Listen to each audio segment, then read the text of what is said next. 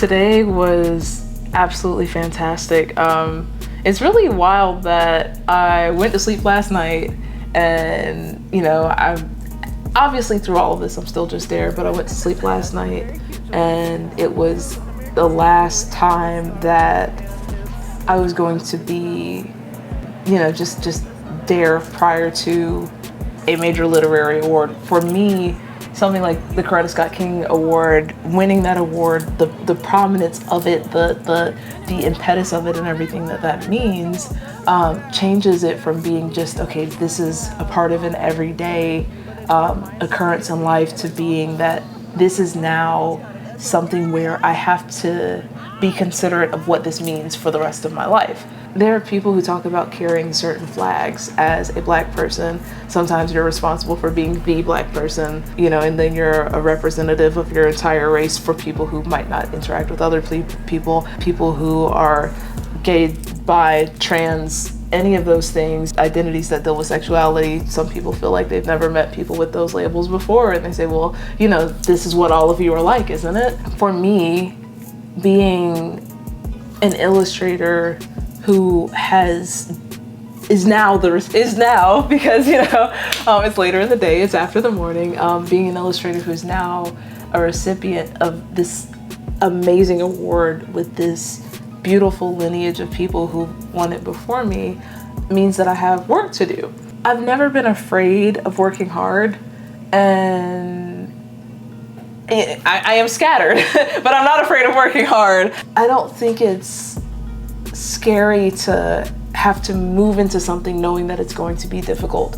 I think there are things in life that you decide are worth the work, and for me, the impetus of what it means to have this award, to say that this is an award that signifies that I'm doing work that is important and relevant and way changing or life changing or something, not just in society, but specifically in Black cultural spaces. What it means to be someone who carries forward the objectives of, what it means to be a part of a legacy of this same care and regard and greatness and excitement. I'm not afraid of that work. I'm not afraid of the concept of opening doors for people who are coming behind me. I'm not afraid of the concept of doing the best that I can to look out for people and create a space that's safe and inclusive and good and one of love. In my speech, I talked about Kwame writing me this note. He wrote a note for directions when I was on my way to the African American Children's Book Festival in Philadelphia because he couldn't be there.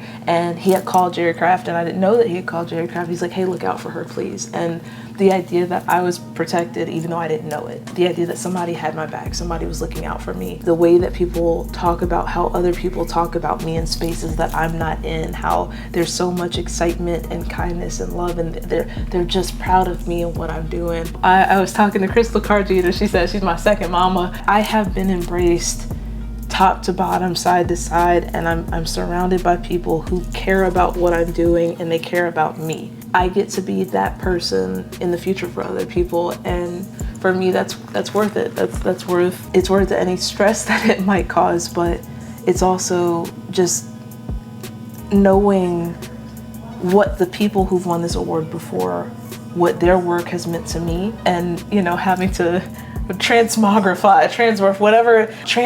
that same understanding to the idea that my work will be that for people. That's a hard thing for me. It's not hard, it's just weird. It's weird for me to resolve. I don't know if other people have the same artistic struggle where they're trying to figure out not their place in the bigger scheme of space and time. It's not that, it's that when people tell you that, they read your work and they looked at your pictures and they cried, or when people tell you that your work means the world to them, or when you go to places and people have this emotional response to what you've created, there's responsibility with that. I want to keep making good things because I feel like of all the things that I could be doing right now, this is the most effective path that I have to changing lives. My mom, if you've ever met my mom, she's very, very, very much we can fix that, we can change that, we can make it better.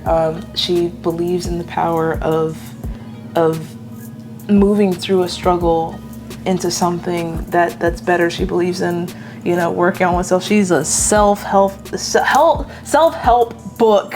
Like that's her thing, you know. I think she's always looking for processes to make herself better and to grow. And when you look at the state of the world, particularly the literary world, and bans on Black books and just books about Black people, not even, you know, controversial things. Sometimes the fact that it's Black people is enough to get a book banned. And I say that because I Am Every Good Thing by Derek Barnes and Gordon C. James, which is the most positive book in the whole wide world, that book got banned somewhere. It's a book full of beautiful smiling Black children. I'm a double backflip off the backboard. I'm the center of a cinnamon roll. That book got banned. Jerry Craft's book, which was written to show Black characters in a positive light because he didn't see that for his own children. Like they didn't have those books, so he wrote those books. Those books got banned. An American Story, I get it. Slavery, people feel like it didn't happen.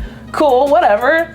But like I said, non-controversial. At the point that you say, I'm willing to do what it takes to make things better, right now it's our task to kind of fix what the world has done to books. And that means there's work to do. And it's okay, because we can do hard things. As a recipient of the Coretta Scott King Illustrator Book Award, it's my job, it's my duty, and it's an honor to be able to fight that fight.